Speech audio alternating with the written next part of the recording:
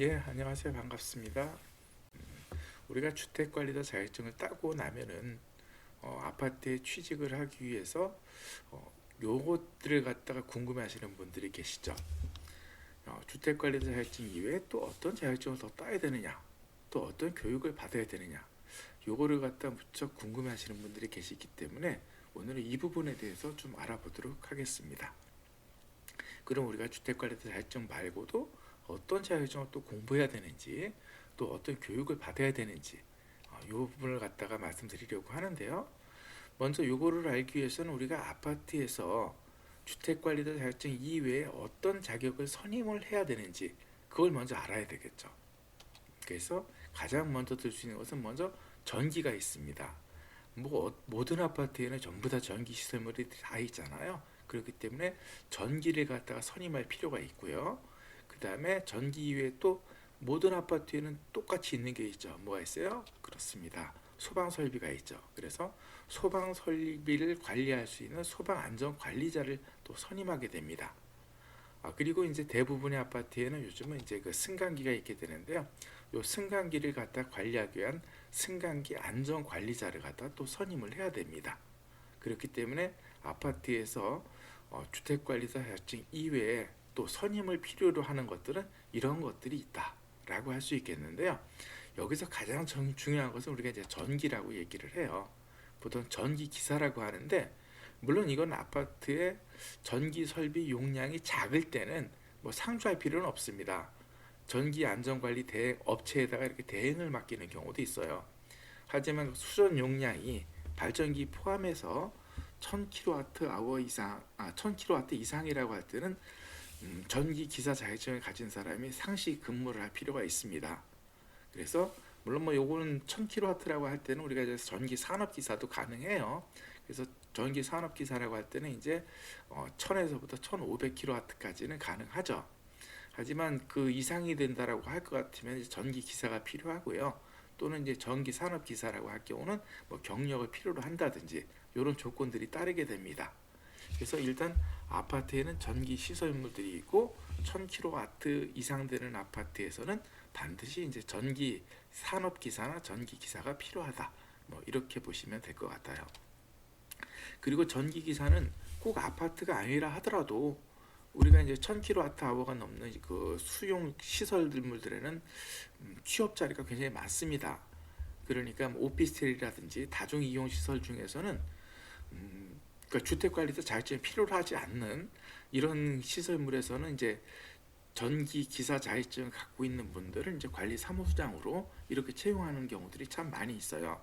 그렇기 때문에 꼭 아파트가 아니더라 하더라도 전기 자격증을 가지고 있으면 취업 범위가 굉장히 넓다. 그래서 아주 유용하게 쓰일 수 있는 자격증이다. 이렇게 얘기를 할 수가 있겠죠. 자, 그 다음에 이제 소방을 보게 되면은요. 소방은 우리가 모든 아파트에 다 있는 시설물이죠. 그리고 이제 소방 관련되어 있는 자격증을 보게 되면 이제 유력한 것이 소방 설비 기사가 있어요. 그리고 소방 설비 기사는 이제 전기 분야와 기계 분야로 이렇게 또 나눠가지고 두 개의 자격증이 있게 되는데요. 아파트에서 보게 되면은 이 소방 설비를 갖다 안전관리자를 하기 위해서는 꼭 이 자격증을 필요로 하는 것만은 아니에요.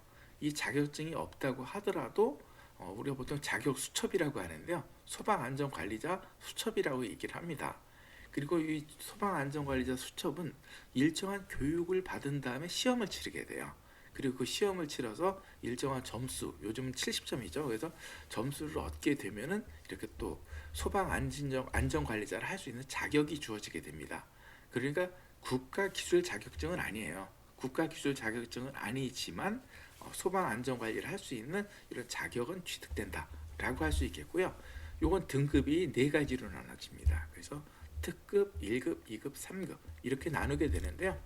특급이라고 하는 것은 우리가 이제 그 초고층, 그러니까 초고층이라고 하는 건 50층 이상을 얘기하거든요. 50층 이상의 아파트에 이렇게 취업을 할 때는 선임을 하는 거죠. 50층 이상의 아파트에서 선임을 할 때 특급이 필요하고요. 그때 고층 아파트 30층이죠. 30층 이상의 아파트에서는 우리가 1급 이상의 소방 안전관리자 자격이 있어야 됩니다. 그리고 이제 의무단지죠. 의무단지 아파트에서는 보통 우리가 이제 2급 소방 안전관리자, 그리고 비의무단체라고 하면 이제 3급이다. 이렇게 보시면 될 것 같아요.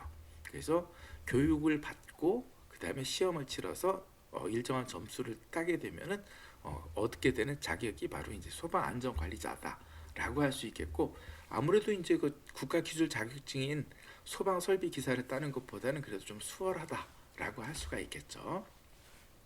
그리고 이제 소방과 관련해서는 아파트의 규모가 300세대가 넘게 되면은요, 이 소방 안전관리자를 갖다가 보조해주는 안전관리 이제 보조자가 또 필요하게 됩니다.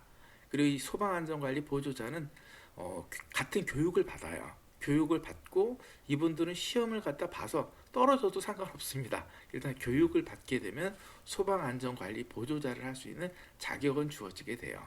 그리고 요거 이제 300세대마다 한 명씩 계속 늘어나게 됩니다. 예. 그 이외에 이제 우리가 이제 승강기가 있다고 했죠. 그래서 승강기라고 할 것 같으면 승강기 같은 경우는 보통 이제 유지관리 업체에 맡기기는 해요. 유지관리 업체에 맡기기는 하지만 그렇다 하더라도 자체 내에서 소방안전관리 승강기 안전관리자를 갖다 선임을 해야 되는데요. 이 승강기 안전관리자로 선임을 할 자격을 갖다 갖게 되는 사람들은 이런 사람들이에요. 승강기 기능사라든지 또는 승강기 기능사가 아니라 하더라도 기계 분야나 또는 전기 분야, 전자 분야의 어떤 기능사 자격증을 갖고 있는 사람들은 이 승강기 안전관리자로 선임이 가능합니다. 그래서 이런 것들이 이제 국가기술 자격증이 되겠고요. 이 국가기술 자격증이 아니라 하더라도 또 행정안전부에서 시행하는 교육이 있어요. 승강기 안전관리원에서 이제 그 교육을 하게 되는데, 여기서 교육하는 그 기본 교육이죠. 기본 교육을 이수하는 것만 가지고도 승강기 안전관리자로서 선임이 가능합니다. 그러니까 굉장히 무척 이거는 좀 그 자격을 갖다가 취득하는 게 수월하다라고 할 수가 있겠죠. 그래서 이런 것들이 이제 보통 아파트에서 그 선임하게 된 자격증이 되는데요. 여기서 특히 중요한 부분은 이 부분입니다. 우리가 공동주택관리법의 시행령에 보게 되면 별표인데요. 요게 이런 내용들이 있어요. 여기에 보게 되면은 그렇습니다. 관리사무소장과 기술인력은 겸직이 가능하지 않아요.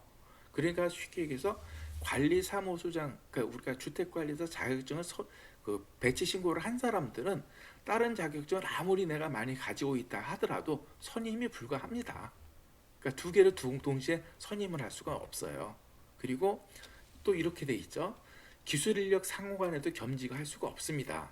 그런데 이 기술인력 상호간의 경우는 단서 조항이 있어요. 어떤 단서 조항이냐? 이렇게 돼 있습니다. 국가기술 자격증과 그 다음에 국가기술 자격증은 아니에요. 그러니까 교육을 받은 거죠. 교육을 받아가지고 선임이 가능한 이런 경우라고 하면 겸직이 가능하도록 이렇게 공동주택관리법에서는 규정을 하고 있습니다. 그러니까 이것만 보게 되면 관리사무소장은 어때요? 관리사무소장은 사실 필요로 하는 것이 주택관리사 자격증만 있으면 돼요. 그 나머지 자격증들은 우리가 선임을 할 수가 없습니다. 다만 그럼에도 불구하고 이렇게 자격증을 취득을 하는 이유는 뭐겠어요? 또 다른 자격증을 취득하는 이유는 그거는 내가 객관적으로 다른 일도 잘 할 수 있다. 이거를 갖다 보여주는 뭔가 본인을 어필하기 위한 이런 필요성에 의해서 자격을 필요로 하는 거지, 실제적으로 우리가 법적으로 보게 되면 주택관리사와 다른 자격증은 서로 이렇게 겸직을 할 수 없기 때문에 법적으로 더 이상 필요하지는 않다. 이렇게 얘기를 할 수가 있는 거죠. 그래서 지금 보게 되면은요, 관리사무소장이 있고 그 다음에 전기기사 자격증이 있어요. 전기기사 자격증은 이제 국가기술 자격증이 되겠죠. 그리고 소방에 선임될 수 있는 경우는 어때요?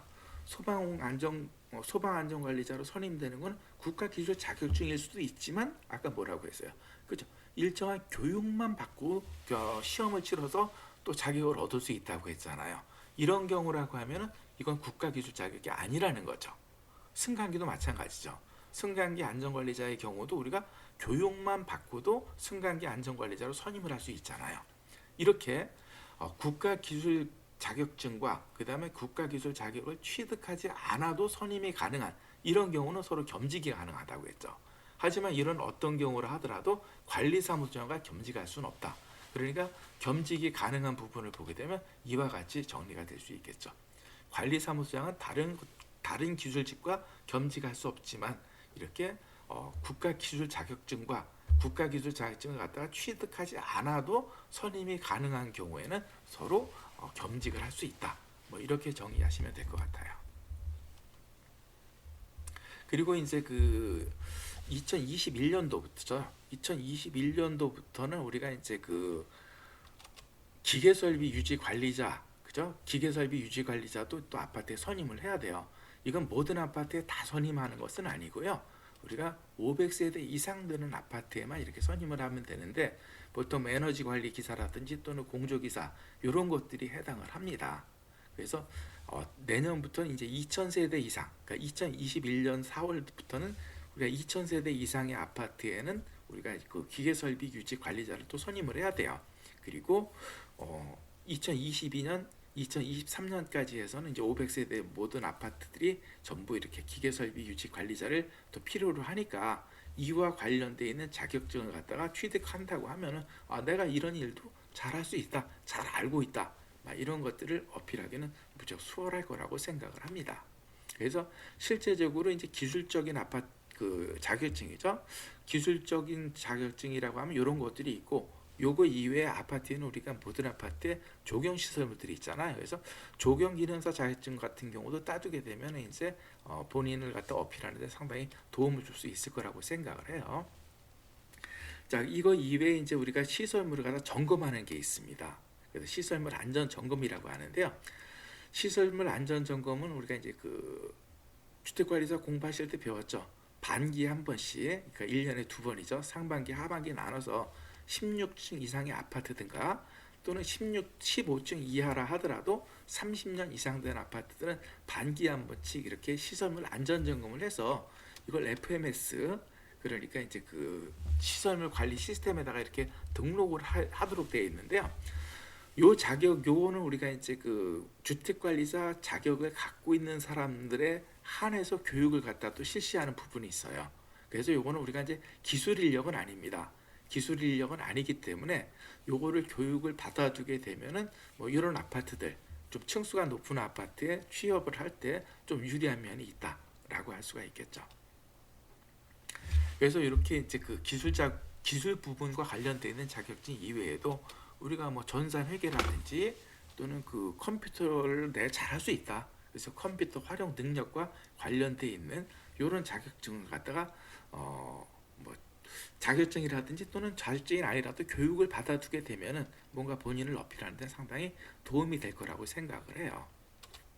그리고 이제 이거 이외에 많은 분들이 또 궁금해하는 게 이 배치전 교육이라고 하는 겁니다. 배치전 교육이라는 게 도대체 뭡니까? 이거 받아야 됩니까? 말아야 됩니까? 이런 얘기를 갖다가 하시는 분들이 많은데요. 이 배치전 교육에 대해서 조금 좀 알아보게 되면은요. 먼저 배치전 교육이라고 하는 것은 공동주택관리법이죠. 공동주택관리법에 보게 되면 요거에 근거한 겁니다.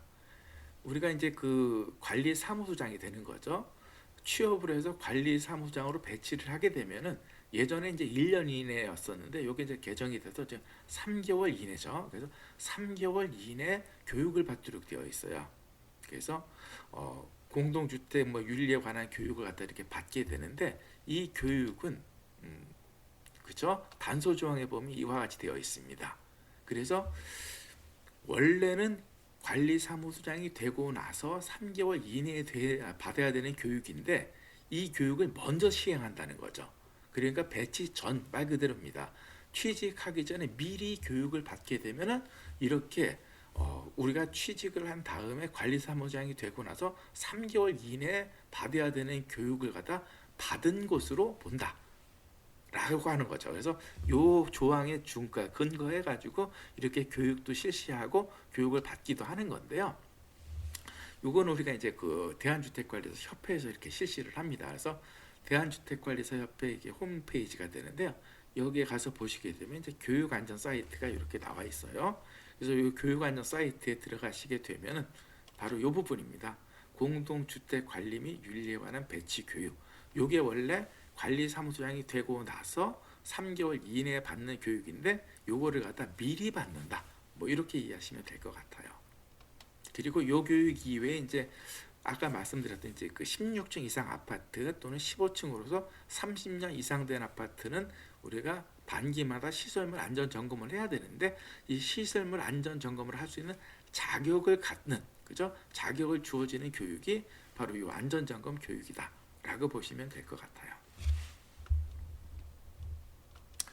자, 그리고 이 교육 그 배치 전 교육이죠. 배치 전 교육은 우리가 법으로도 정해 있습니다. 법으로 정해 있는 교육 기간은 이제 3일이에요. 3일이고 이 교육비는 이제 그 서울 보통 이제 대한주택관리사협회에서 실시할 때 보면 서울과 그다음에 그 충주에서 이렇게 시행을 하게 되는데요.